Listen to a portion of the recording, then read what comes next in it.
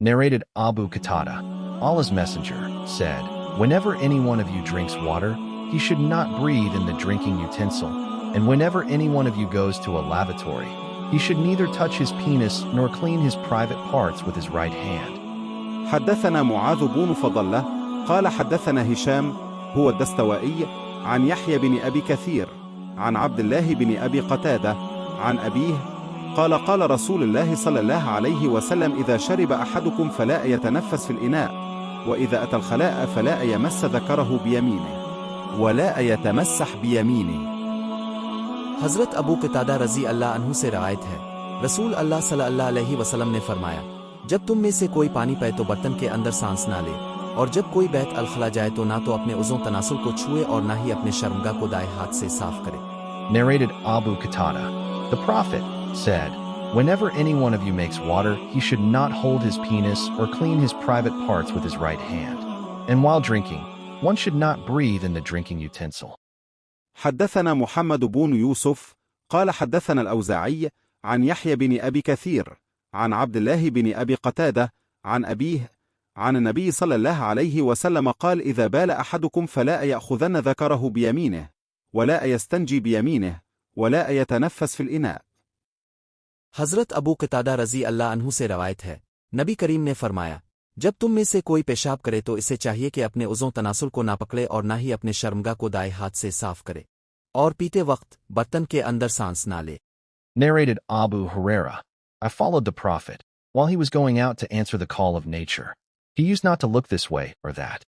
So, when I approached near him, he said to me, "Fetch for me some stones for cleaning the private's parts," or said something similar, "and do not bring a bone or a piece of dung."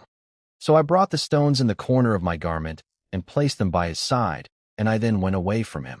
When he finished from answering the call of nature, he used them. حدثنا أحمد بن محمد المكي قال حدثنا عمرو بن يحيى بن سعيد بن عمرو المكي عن جده عن أبي هريرة قال: تبعت النبي صلى الله عليه وسلم وخرج لحاجته، فكان لا يلتفت، فدنوت منه فقال: أبغني أحجارا استنفض بها أو نحوه، ولا أتأتني بعظم ولا أروث. فأتيته بأحجار بطرف ثيابي فوضعتها إلى جنبه وأعرضت عنه، فلما قضى أتبعه بهن. हज़रत अबू हुरैरा रज़ी अल्लाह अन्हु से रवायत है, मैं नबी करीम सल्लल्लाहु अलैहि वसल्लम के पीछे गया जब अब क़ज़ाई हाजत के लिए तशरीफ़ ले जा रहे थे। التوى इधर ندهت। जब मैं आपके करीब पहुंचा तो अपने मुझसे फरमाया, मेरे लिए इस्तिंजा करने के लिए कुछ पत्थर ले आओ। इसी तरह के अल्फाज कहे, और हड्डी या गोबर का टुकड़ा ना लाना। चुनांचे में अपने कपड़े के कोने में पत्थर ले आ और उन्हें आपके पास रख दिया, फिर मैं वहां से हिट गया। जब अब फारिग हुए तो अपने उन पत्थरों का इस्तेमाल किया। Narrated Abdullah. The Prophet went out to answer the call of nature and asked me to bring 3 stones. I found 2 stones and searched for the third, but could not find it. So took a dried piece of dung and brought it to him. He took the 2 stones and threw away the dung and said, "This is a filthy thing."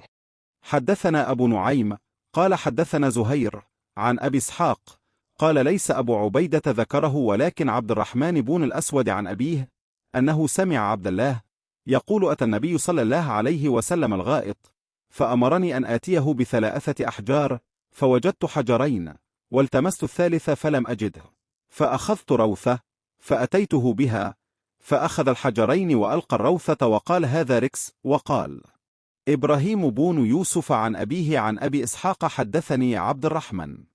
हज़रत अब्दुल्लाह रज़ी अल्लाह अन्हु से रवायत है, नबी करीम क़ज़ाई हाजत के लिए तशरीफ़ ले गए और मुझसे 3 पत्थर लाने को कहा। मुझे 2 पत्थर तो मिल गए, लेकिन तीसरे की तलाश के बावजूद वो ना मिल सका। चुनांचे मैंने गोबर का एक खुश्क टुकड़ा उठाया और आपकी खिदमत में ले आया। आपने वो 2 पत्थर ले लिए और गोबर का टुकड़ा फेंक दिया और फरमाया, ये नापाक चीज़ है।